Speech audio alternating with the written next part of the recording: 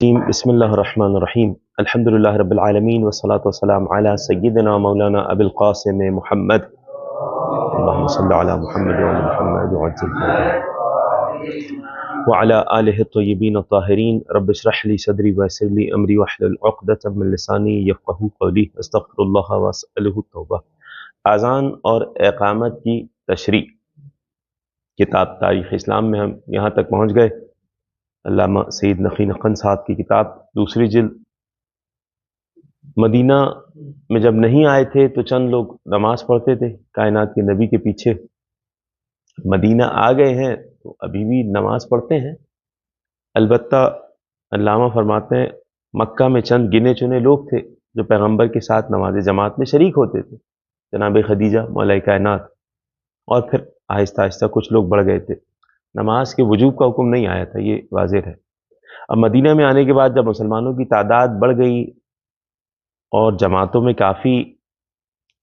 کافی جماعت تعداد کی بڑھ گئی تو ضرورت پڑی کہ اوقات نماز پر کوئی طریقہ اس اعلان کا ہو کہ اب نماز ہو رہی ہے، اور پھر جماعت میں آنے والوں کے لیے کوئی طریقہ بتلایا جائے کہ اب نماز شروع ہو رہی ہے۔ کیا مطلب؟ ایک ایسا اعلان ہو، عمومی اعلان، کہ جس سے معلوم ہو جائے کہ نماز کا وقت ہو گیا ہے۔ دوسرا اعلان ان کے لیے ہو جو آ چکے ہیں کہ اب جماعت ہو رہی ہے۔ ایک اعلان کے لیے اذان ہوتی ہے، دوسرے کے لیے اقامت ہوتی ہے۔ یہاں کہہ رہے ہیں اہل سنت مورخ میں کیا سے کیا باتیں لکھیں کہ فلاں نے خواب میں دیکھا، فلاں نے یہ ہوا، یہ تو فرما رہے ہیں کہ حقیقت میں بات وہی ہے جو علامہ محسن عاملی صاحب نے لکھی۔ عقیدہ تشیع یہی ہے کہ ما فی طبقات ابن سعد و سیرت ابن حشام، طبقات ابن سعد میں، سیرت ابن حشام میں جو لکھا ہوا ہے کہ ان سبب وضع الاذان والاقامہ، اذان اور اقامت کے رکھنے کا سبب، ریزن یہ ہوا کہ بعض انصار نے خواب دیکھا تھا۔ تو فرما رہے ہیں یہ باطلاً، ہمارے نزدیک باطل ہے۔ کیوں باطل ہے؟ اس لیے اس کی جانب توجہ نہیں کی جائے گی۔ لا یلتفت الیہ فإن الأحکام الشرعیہ ما کان یشرعها بالمنامات، احکام شرعی کوئی خوابوں پہ نہیں بنتے ہیں کہ کوئی خواب دیکھے اور ٹھیک ان هو الا وحی یوحا، وحی کی صورت میں ہوتے ہیں۔ وفی السیرہ الحلبیہ عن محمد ابن الحنفیہ انکار ذلک اشد الانکار، سیرہ حلبیہ میں تو محمد حنفیہ سے روایت نقل ہوئی ہے، شدت کے ساتھ انکار کیا گیا۔ علامہ صاحب فرماتے ہیں ہم نے اس پر پورا ایک کتابچہ لکھ دیا ہے، تحقیق اذان اور اقامت، وہاں رجوع کیا جا سکتا ہے۔ ہمارے یہاں احادیث ہیں کہ کس طریقے سے سرکار کی خدمت میں وحی آئی کہ یہ جملہ شامل کیا جائے، یہ جملہ ایسے پوری اذان سنائی گئی، مولا کائنات بیٹھے تھے، وہ روایات موجود ہیں۔ خلاصہ یہ کہ اذان اور اقامت اللہ کی جانب سے آئی ہے، نہ کہ کسی صحابی نے خواب میں دیکھی۔ نماز کی 4 رکعتیں، پہلے نماز کی ہر نماز کی 2 رکعت ہوا کرتی تھی، ٹھیک، یعنی سفر میں بھی 2 رکعت، حضر میں بھی 2 رکعت۔ علامہ طبرسی لکھتے ہیں وفی هذه السنہ، اسی سال کی بات ہے، زیدہ فی صلوات الحضر رکعتان، حضر کی نمازوں میں 2 رکعت کا اضافہ ہو گیا۔ کیا مطلب؟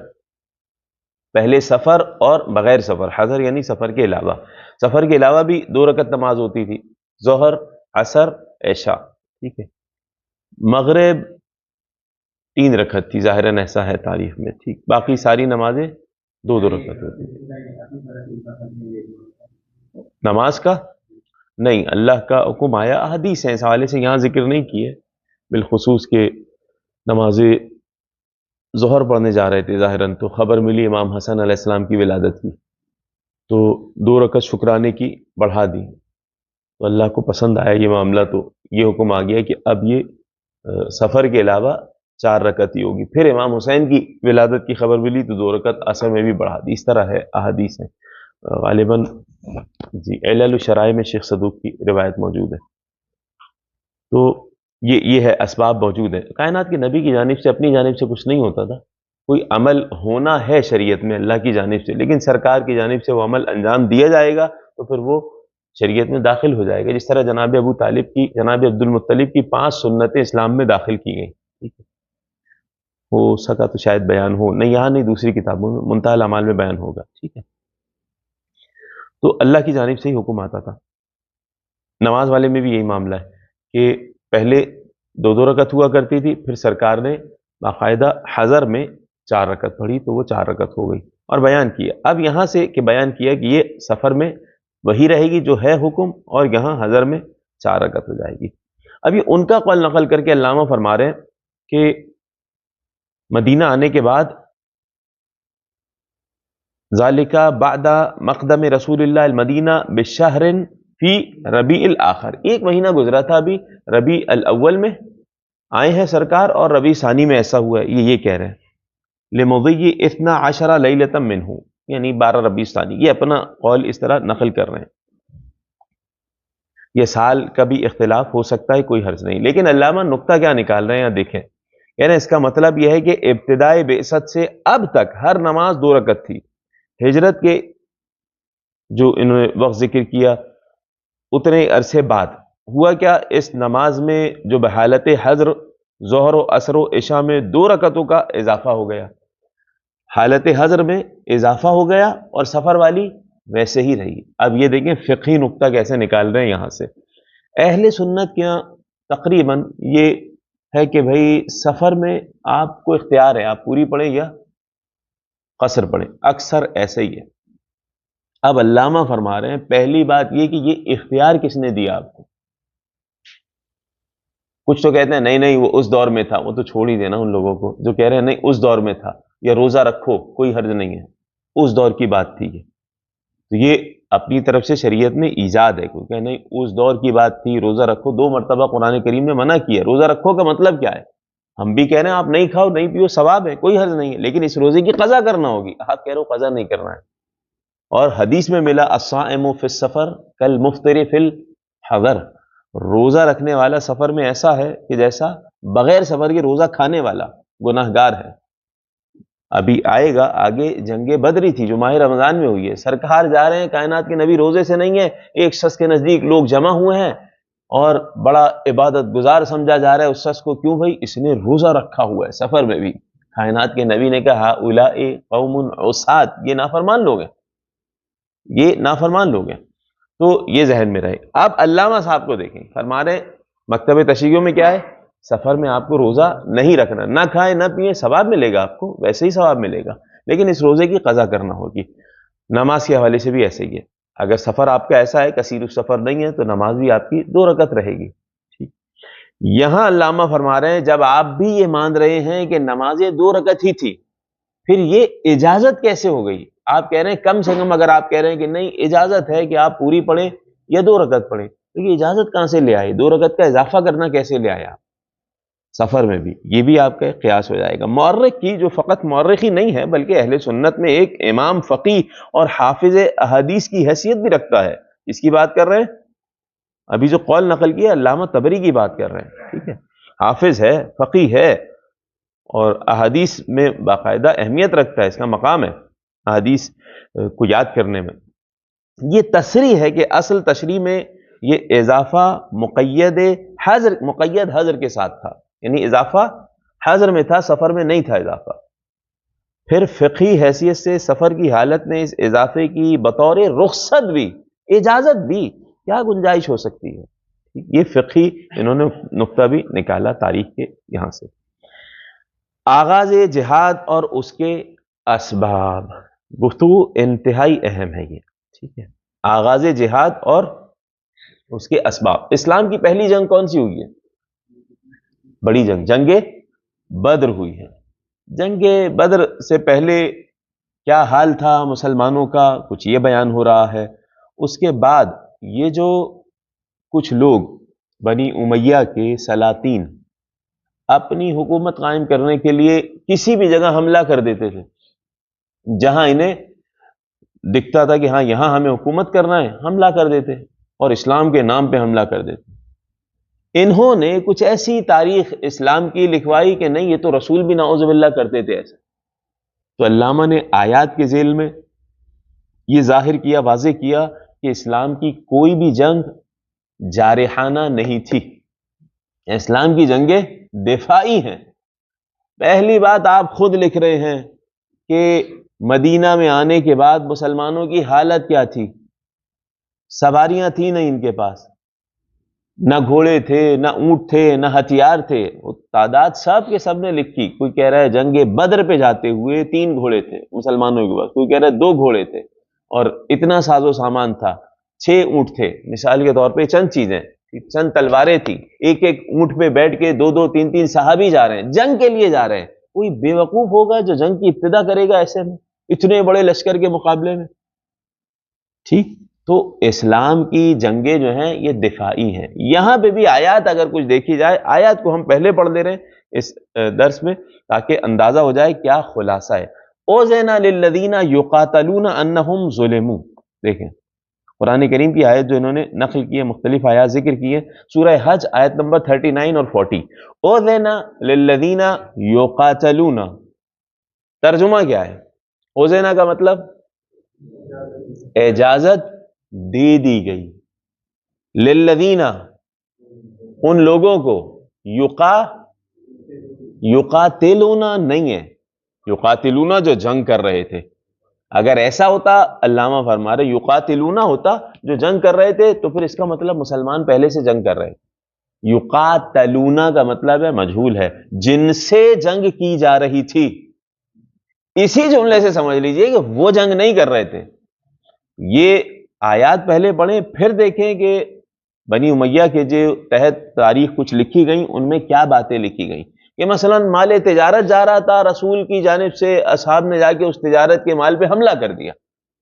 یہ کیوں کر رہے ہیں؟ اس لیے کر رہے ہیں، ایک تو حکومت ان کے ہاتھ میں جن کے آبا و اجداد آئے تھے مقابل میں.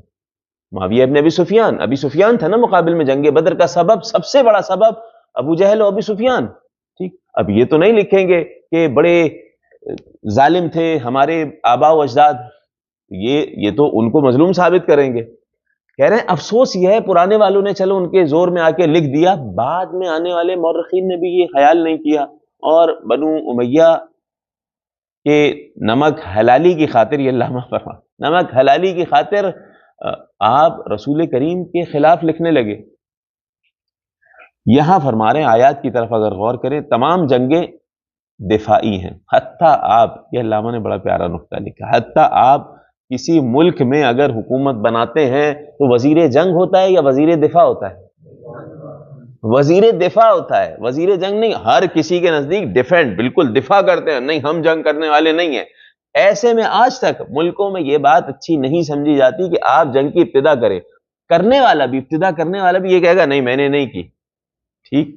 جو ظالم ہے وہ بھی نہیں کہے گا کہ مجھے ظالم کہو، ظالم بھی نہیں پسند کرے گا. یہاں فرما رہے ہیں آپ نے یہ ظلم کیا رسول کے اوپر کہ انہوں نے گویا کہ ان قافلوں پہ حملہ کیا، جبکہ آیات کی جانب اشارہ کیا جائے. کہہ رہے ہیں عقلاً، درایتاً اور نقلاً، اور آیات کو دیکھتے ہوئے ہر لحاظ سے یہ باتیں غلط ہیں. عقلاً بھی غلط ہے کہ جب کسی کے پاس کچھ ہے ہی نہیں وہ کیوں دوسروں سے چھیڑ چھاڑ کر رہا ہے. معاملہ یہ ہوا، آیات سنیے پھر بتاتے ہیں کہ کیا ہوا معاملہ. کائنات کے نبی سے ان کو، مشرکین کو انتہائی خار تھی، نفرت تھی کہ ہم نے لاکھ کوششیں کر لی وہاں مکہ میں. 40 سال کے بعد 13 سال اور رہے ہیں رسول، یعنی جب پہلی وحی نازل ہوئی 13 سال اور رہے. پہلے ابو طالب نے حفاظت سے رکھا، شیب ابی طالب میں 3 سال گزار دیے اس حال میں کہ نہ کھانے کو ہوتا تھا نہ پینے کو ہوتا تھا. بچوں کے رونے کی آوازیں آ رہی ہوتی تھی باہر سے، کوئی تجارت کا سامان وہاں لے جا کے بیچنے جاتا تو اس کو لوٹ لیا جاتا، مارا پیٹا جاتا، زد و کوب کیا جاتا. اور جناب ابو طالب کے جانے کے بعد پتھر برسائے گئے، اور وہ ساری مشکلات اپنی جگہ. پھر مسلمانوں کو زد و کوب کیا جا رہا ہے، کچھ کو حبشہ بھیج دیا گیا، کائنات کے نبی کے قتل کا منصوبہ بنا لیا گیا، راتوں رات وہاں سے نکلے ہیں سرکار، ہجرت کر کے مدینہ آ گئے، لیکن ابھی بھی یہ چین سے نہیں بیٹھتے. کیوں؟ اس لیے کہ انہیں باقاعدہ دین اسلام سے مسئلہ تھا. اب رسول کا دین جو آگے بڑھ رہا ہے، ان کو اس سے سب سے بڑی مشکل یہ ہوئی مشرکین کو، جن میں ابو سفیان، ابو جہل اور جتنے وہاں ہیں، کہ بھئی ہم نے یہ سوچا تھا کہ یہ جائیں گے مدینہ، اوس اور خزرج ان کی عرصے دراز سے جنگ چلتی ہوئی آ رہی ہے، تو ہم اگر یہ اوس کی طرف جائیں گے تو خزرج والوں کو نبی کے خلاف کر دیں گے، خزرج کی طرف جائیں گے تو اوس والوں کو خلاف کر دیں گے. یہ طریقہ کار بہت پہلے سے آ رہا ہے. یہ ایسے گروہ رکھتے تھے لڑوانے والے، آپس میں لڑتے رہو تم لوگ، ہمیں کچھ نہ کہو. ٹھیک. تو وہ اوپر سے سامنے نہیں آئیں گے، وہ ڈیوائڈ اینڈ رول والا جو ہے نا معاملہ کہ بھئی لڑاؤ اور حکومت کرو، یہ طریقہ کار. خاص طور اگر کہیں صلح ہونے لگتی تھی تو خاص طور سے کچھ نہ کچھ جھگڑے کرنے والے بھیجے جاتے تھے. فرعون بھی یہی کرتا تھا، فرعون کا بھی یہی طریقہ کار تھا. بھیجے جاتے تھے کہ یہ لڑیں گے تو ہمارا کام چلے گا، یہ مل کے رہیں گے تو ہمارا کام نہیں چلے گا، یہ لڑیں گے، لوگ انہی کو بولتے رہیں، ان کو گالی دیتے رہیں، برا کرتے رہیں، ہمارا دامن بچا رہے. اب یہ آپس میں لڑتے رہیں گے تو ٹھیک ہے بھائی، ہمارا فائدہ ہوتا رہے گا. لیکن سرکار آئے، صلح ہو گئی. اتنی صدیوں پہلے کی دشمنیوں میں صلح ہو گئی آپس میں. اچھا، پھر انہوں نے سوچا کہ اب ہم جو مدینہ میں یہودی ہیں ان کو کام میں لے کے آئیں گے. یہودی کے 3 قبیلے ہیں، قینوقا، بنی قریظہ اور بنی نذیر. ان کو پیسے دیں گے، ان کو لے کے، ان سے بھی میثاق مدینہ ہو گیا ہے، وہ بھی نبی کے پاس آ کے باقاعدہ عہد نامہ کر چکے ہیں. اچھا، ان سے بھی ایک مشکل. اب مدینہ میں جو مسلمان ہوئے کچھ پہلے سے ان کی طرف تھے، جسے ہم منافقین کہیں اپنی اصطلاح میں، ان کو خریدنے کی کوشش کی. ان کے ذریعے باقاعدہ پیغام بھیجوایا کہ دیکھو جو لوگ محمد کے دین پہ ہیں ہم ان کو نقصان پہنچائیں گے، ان کے جوانوں کو قتل کریں گے، محمد کو چھوڑ دیا جائے. اب یہ کر رہے ہیں مکہ سے کون؟ مشرکین. اس میں ایسے میں کبھی آتے مسلمانوں کے قافلے پہ حملہ کرتے، کبھی کسی ایک مسلمان کو مارتے، زد و کوب کرتے. یہ سارا سلسلہ رہتا. رسول ڈرانے کے لیے کچھ لوگوں کو بھیجتے کہ جاؤ فلاں جگہ جاؤ، پھر یہ دیکھتے کہ فلاں آ رہے ہیں تو بھاگ جاتے. یہ طریقہ کار تھا ان لوگوں کا. تو چھیڑ چھاڑ وہیں سے ہو رہی تھی، مسلمانوں کی جانب سے نہیں ہوئی. یہاں آ کے یہ کہہ رہے ہیں رسول سے آ کے کب حکم آئے گا جہاد کا، ہمیں حکم آئے تو ہم یہ کر دیں گے، یہ کر دیں گے. یہ باتیں یہ کر رہے تھے. اس پہ بھی آیت نازل ہوئی ہے کہ پہلے تو تم کہہ رہے تھے کب حکم آئے گا جہاد کا، اب حکم آ گیا ہے تو اب تو بھاگتے پھر رہے ہو جہاد سے. وہ بھی آیت ذکر کی ہے علامہ نے، اور قرآن کی آیت ذکر کی ہے. تو یہ پورا اس کا سینریو ہے، یہ ذہن میں رہے. آیت کی تلاوت کرتے ہیں. اذن للذین یقاتلون بانہم ظلموا، اجازت دے دی گئی ہے ان لوگوں کو جن کے ساتھ جنگ کی جا رہی تھی. بانہم ظلموا، ظلم کیا جا رہا تھا ان کے اوپر. وَأَنَّ اللَّهَ عَلَىٰ نَصْرِهِمْ لَقَدِيرٌ، اللہ ان کی نصرت پر قادر ہے. آگے آیت نمبر 40 جو شاید یہاں پر ذکر ہوئی ہے نہیں، لیکن ہاں ذکر ہوئی ہے بیچ میں، ہم پڑھتے رہیں تلاوت کرتے ہیں. الَّذِينَ أُخْرِجُوا مِن دِيَارِهِمْ، وہ لوگ جنہیں ان کے گھروں سے نکالا گیا. ان کی بات ہو رہی ہے مکہ سے جو آئے رسول کریم اور دوسرے احباب. الَّذِينَ أُخْرِجُوا مِن دِيَارِهِمْ بِغَيْرِ حَقٍّ، بلا سبب ان کو ناحق طریقے سے گھروں سے نکالا گیا. الا ان یقولوا ربنا اللہ، کیوں نکالا گیا؟ صرف اس وجہ سے کہ وہ کہہ رہے تھے ہمارا رب اللہ ہے، اس وجہ سے انہیں گھروں سے نکال دیا گیا. ولولا دفع اللہ الناس بعضهم ببعض، اور اللہ اگر لوگوں کو ایک دوسرے کے ذریعے لوگوں کا دفاع نہیں کرتا، روکے نہیں رکھتا، تو لَهُدِّمَتْ صَوَامِعُ وَبِيَعُ وَصَلَوَاتٌ وَمَسَاجِدُ يُذْكَرُ فِيهَا اسْمُ اللَّهِ كَثِيرًا. صوامع کسے کہتے ہیں؟ راہبوں کی عبادت گاہیں، ٹھیک ہے. اسی طریقے سے گرجا گر، کچھ یہودیوں کی عبادت گاہیں، مساجد. اللہ نے قرآن کریم میں سورہ حج کی آیت نمبر 40 ہے یہ، ٹھیک ہے. اللہ نے کہا اگر ایسا نہ ہوتا، اللہ دفاع نہ کرتا، تو یہ صرف مسلمانوں کی مسجدوں کو ڈھاتے نہیں، یہ جو عیسائی ہیں ان کی عبادت گاہوں کو بھی ختم کر دیتے، یہودیوں کی عبادت گاہوں کو بھی ختم کر دیتے. ان کو ہر قسم کی اس عبادت سے خوف تھا اور مخالف تھے، یہ منہدم کر دیا جاتا. پھر آیت میں اللہ نے فرمایا وَلَيَنْصُرَنَّ اللَّهُ مَن يَنْصُرُهُ إِنَّ اللَّهَ لَقَوِيٌّ عزیز، اللہ حتماً اس کی مدد فرمائے گا جو اس کی مدد کرے گا، اللہ کی مدد کرے گا. اللہ یقیناً بڑا طاقتور اور غالب ہے. اچھا، دوسری آیت جو فرما رہے ہیں اللہ فرما رہے ہیں، ان کے اس اصرار کے بعد نازل ہوئی کہ آپ حکم دیجئے جہاد کا، حکم دیجئے جہاد کا. تو اس کے بعد آیت نازل ہوئی، وہ آیت یہ ہے، یہ بھی علامہ نے نقل کی ہے. الم تر الی الذین قیل لهم کفوا ایدیکم، کیا نہیں دیکھا ان لوگوں کو جن کو کہا گیا کہ اپنے ہاتھ روکے رکھو، یعنی نہ کرو، جنگ نہ کرو. تم کچھ نہیں کرنا ہے، تم پہ حملہ ہو رہا ہے، اپنے ہاتھ روک کے رکھو، اقیم الصلاۃ، نماز کا قیام کرو، آتو زکات، زکات دو، جنگ وغیرہ نہیں ہے تم پہ واجب۔ ان کو یہ کہا گیا تھا، فلما، وہ آ کے کیا کہتے تھے، نہیں ہمارے لیے جنگ کی اجازت لیجئے، فلما کتب علیہم القتال، جب جنگ ان پہ لکھ دیا گیا، اذا فریق منہم یخشون الناس کخشیۃ اللہ، ان میں سے کچھ ایسے لوگ ہیں جو لوگوں سے ایسے ڈر رہے ہیں جیسے اللہ کا خوف رکھتے ہیں، اتنا ڈر رہے ہیں، او اشد خشیہ، یا اس سے بڑھ کے خوف رکھ رہے ہیں، وقالو ربنا لما کتبت علینا القتال، کیوں ہم پہ یہ جنگ لکھ دی گئی، لولا اخرتنا الی اجل قریب، کچھ اور آگے تاخیر ہو جاتی جنگ کے وجوب ہونے میں، پہلے خود ہی آ رہے تھے، یعنی جسے کہا جاتا ہے اپنی زبان میں بڑکیاں مارنا، ہم یہ کر دیں گے، ہم یہ کر دیں گے، تو وہ آیت بھی نازل ہوئی، لما تقولون ما لا تفعلون، جو تم نہیں کرنے والے ہو، نہیں کرنے والے ہو تو وہ کہہ رہے کیوں ہم یہ کر دیں گے، جنگ ہم پہ اگر فرض کریں جہاد واجب ہو گیا ہم یہ کر دیں گے وہ کر دیں گے، اب جب آیا ہے وقت تو پھر نہیں کر رہے ہو، اس کے لیے بھی نازل ہوئی لما تقولون ما لا تفعلون، اس کے لیے آیت نازل ہوئی۔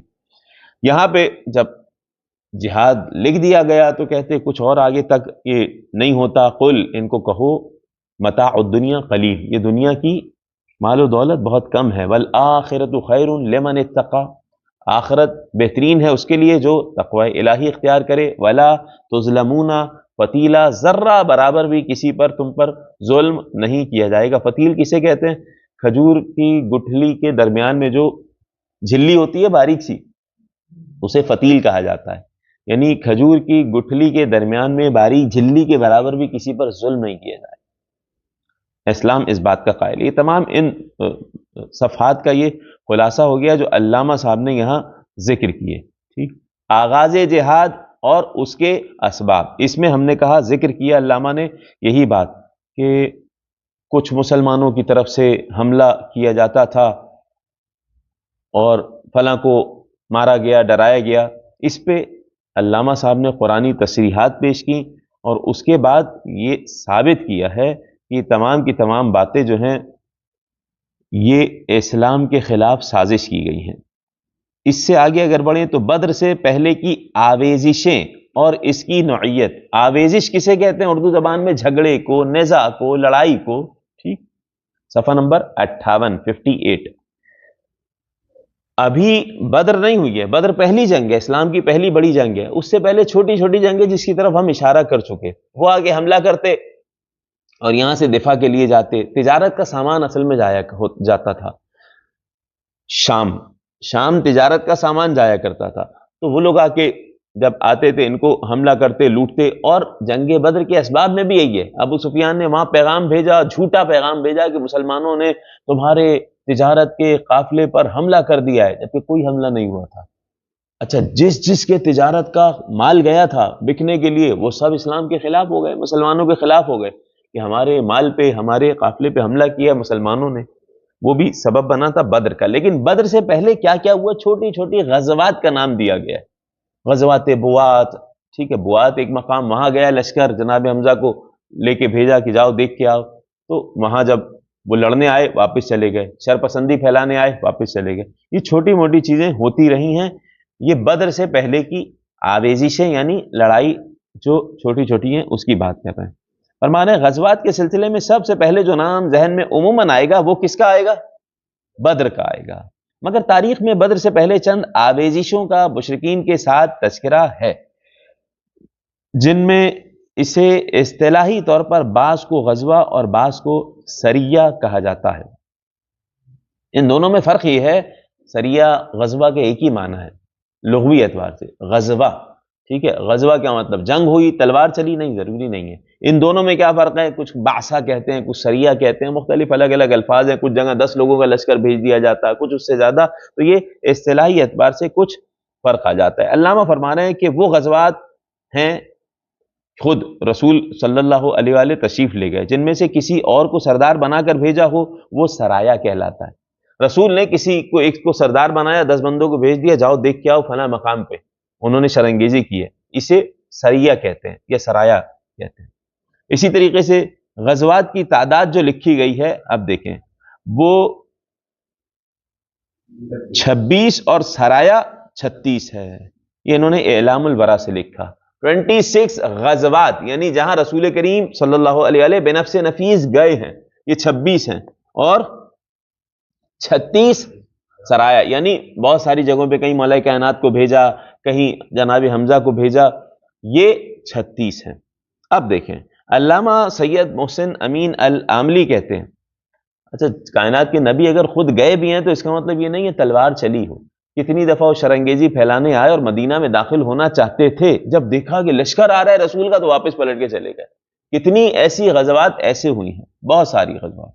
फिर बदर के बाद की भी गज़वात ऐसी हुई हैं। अबू सुफियान कुछ लोगों का बदला लेने के लिए आया और गज़वा सवीक हो गई। गज़वा सवीक यानी चंद लोगों का लश्कर भेजा, मौला कायनात को लेके भेजा। अब उस सवीक किसे कहते हैं अरबी जबान में? सवीक, सत्तू, ठीक है, सत्तू को कहते हैं। सत्तू पता है ना भाई, ठीक। ये गज़वा सवीक ये क्या हो गया गज़वा, ठीक है। वो अबू सुफियान वो सत्तू के बोरे लेके आया था, चंद लोगों को लेके बदला लेने के लिए आया था, सत्तू के बोरे लेके आया था। अब एक जगह पहुंचा, कुछ मुसलमानों की दुकानों को खराब किया, कुछ को कत्ल भी किया। यहां से जैसे ही लश्कर भेजा गया तो ये सत्तू के बोरे छोड़ के भाग गए, तो मुसलमानों को गनीमत में सत्तू के बोरे मिले थे। तो इस एतबार से गज़वा हो गई, पूरी गज़वा सवीक हो गई। इस तरह की छोटी छोटी गज़वात होती रही हैं। तो गज़वात का मतलब हरगिज़ ये नहीं है कि उसमें बाकायदा तलवार चली हो हमेशा, इसीलिए लफ्ज़ गज़वा कहा जाता है, जंग नहीं कहा जाता। ठीक, आगे आइए। फरमाने सीरत हलबिया में गज़वात की तादाद 27 बताई गई है और तफसील जो बताई है उसमें 28 होते हैं। अच्छा, इस तरतीब में गज़वा बद्र चौथा करार दिया गया, जबकि पहली जंग तो पहली है, लेकिन गज़वा के एतबार से आप कह सकते हैं चौथी। छोटी छोटी दूसरी उससे पहले की आवेजिशें जिनका नाम इन्होंने दिया गया, गज़वा बुआत, गज़वा अशीरा, सफवान, बदरिल कुबरा। बदरिल कुबरा चौथे नंबर पे। ये सब की सब छोटी छोटी गज़वात को कहा जाता है बदर सुगरा। ठीक, इनके दरमियान 3-4 सरियों का जिक्र मिलता है। सरिया बता दिया, यानी 3-4 गज़वात जिसमें छोटे मोटे लश्कर को रसूल सल्लल्लाहु अलैहि वसल्लम ने भेजा। इस तरह मजमूई तौर पर बद्र का नंबर जंगी कार्रवाइयों में तकरीबन 7वां पड़ जाता है। पहली जंग इस्लाम की बद्र है, लेकिन अब दिक्कत से देखें छोटी छोटी जो गज़वात होती रही वो तकरीबन 6 तो हो चुकी थी। सती निगाह वाले मौरखीन रूदात को इस तरह से लिख देते हैं जिससे देखने वाले के जहन में महसूस होने लगता है कि छेड़छाड़ पैगंबर इस्लाम सल्लल्लाहु अलैहि वसल्लम की तरफ से हुई, जबकि ये गलत है। ठीक है, अब ये तबरी की बात लिखी और होते होते इन्होंने फिर बाद में, आप अगर आइए 62 सफ़ा नंबर निकालिए, उसमें अल्लामा ने आखिर में लिखा है पुराने ज़माने के मौरखीन इस गलत अंदाज़े बयां को इख्तियार करते तो काबिल ताज्जुब ना होता जब वाक़यात पर दिरायती नुक्ता नज़र से तबसरा ना होता था। लेकिन गज़ब की बात यह है कि दौरे हाजिर के अहले कलम जब तारीख के इब्न खल्दूनी नज़रिए का चर्चा उनकी ज़बान पर आता है, वो भी पैगंबर खुदा के इब्तिदाई मौक़िफ़ को गलत ही तौर पर पेश करते हैं और दिरायत के उन पहलुओं पर नज़र नहीं करते जो कतई तौर से इसे गलत साबित करते हैं। मसलन अब्दुल बारी MA अपने मकाला रसूल करीम की जंगी स्कीम, इस मकाले में क्या लिखते हैं? मदीना में आकर सबसे पहला काम हिफाजत खुद इख्तियारी की तदबीर थी। इस बिना पर हज़रत का एक काम तो ये था कि मुसलमानों यहूदियों के ताल्लुकात वाज़े और मुंज़बित हो जाएं। दूसरा काम ये था यमन से शाम की तिजारती शाहरा पर अपनी गिरफ्त मजबूत कर लें। ये कौन सी बात हो गई? तिजारती शाहरा पर अपनी गिरफ्त मजबूत कर लें ताकि कुरैश और दूसरे कबाइल जिनका मफाद सामान इस रास्ते से वाबस्ता था, इस्लाम और मुसलमानों के साथ अपने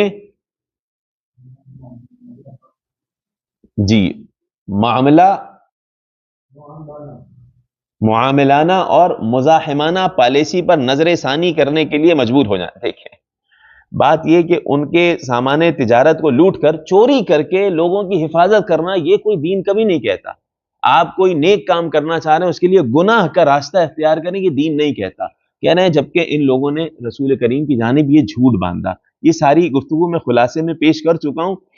अल्लामा यही फरमा रहे हैं कि अगर अकली एतबार से आप देख लेते हैं इन चीजों को, तो जिसके पास पैगंबर इस्लाम के पास न लड़ने के लिए तलवारें थी, न सवारियां, न घोड़े, جس کے پاس جنگ کا سامان ہی نہ ہو، وہ کبھی ایک جنگجو قوم کے خلاف پورے طور پر جو مسلح ہو اس قسم کے اقدامات نہیں کر سکتا، طاقت نہیں کر سکتا۔ طاقت یعنی اس پہ حملہ کرنا نہیں کر سکتا۔ ہمارے نزدیک بدر سے پہلے جتنی آویزشیں ہیں، جتنی آویزش کا مطلب پتہ چل گیا، چھوٹی چھوٹی جھڑپیں، جھنگیں ہیں، لڑائیاں ہیں، ان کی نوعیت پیغمبر کی جانب سے کسی طاقت کی ہرگز نہیں تھی، کہیں حملہ کرنے کی نہیں تھی، بلکہ چھوٹے چھوٹے دستے اہل مکہ کے آتے تھے، وہ مدینہ کی سرحدوں پر کچھ اپنی طاقت کی نمائش کر کے واپس چلے آتے تھے، جن میں سے ایک طاقت کرنے والی جماعت کے، اچھا ان میں سے ایک شخص آیا تھا جس کا نام انہوں نے ذکر کیا ہے، کرز، اس کو بھی باقاعدہ جی ہاں اس کی بھی تعدیب کی گئی، اس نے مسلمانوں کو نقصان پہنچایا، یہ کچھ ذکر کیا انہوں نے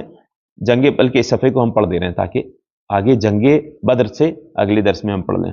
فرما رہے ہیں اس سے پہلے جو کچھ ہوتا تھا، مویشی اب جا رہے ہیں، مویشیوں پہ حملہ ہو جاتا تھا، کائنات کے نبی مویشی چرانے گئے، ان کے کائنات کے نبی کے مویشی جانور چرانے جناب ابو ذر گئے، حملہ ہو گیا اور حتیٰ قتل کر دیا۔ جناب ابو ذر کا بیٹا شہید ہوا ہے، جناب ابو ذر کا بیٹا شہید ہو گیا، زوجہ کو قیدی بنا کے لے گئے، یہ بھی پورے واقعات ہوئے، یہ ان کی جانب سے ہوتا تھا ہمیشہ۔ پھر بعد میں زوجہ بچ کے آ بھی گئی تھی یہ، اور وہ اسی اونٹ پہ بچ کے آئیں، خاموشی سے جو ہے چپکے سے نکل گئیں، وہ جو اونٹ لے کے ان لوگوں نے اپنی دسترس میں لیے تھے اور اس پہ بچ کے آئیں، رسول کی خدمت میں آ گئیں اور کہا کہ میں نے منت مان لی تھی کہ جب پہنچوں گی خیریت سے تو اس اونٹ کو اللہ کی راہ میں قربان کروں گی۔ تو رسول نے کہا اپنی جو ہے اس پہ منت مانی جائے، پہلی بات یہ اونٹ آپ کو بچا کے لایا ہے، آپ اسی کو قربان کرنے کا کہہ رہی ہیں، یہ بھی یعنی ایسے واقعات ہوئے ہیں تاریخ میں، یہ آ کے حملہ کرتے تھے۔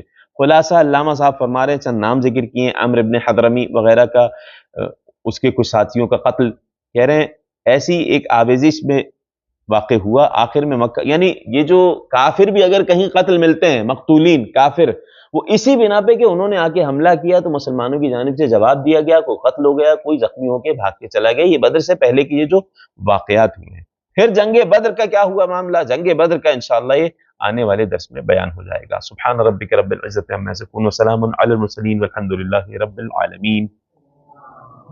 اللہم صل علی محمد۔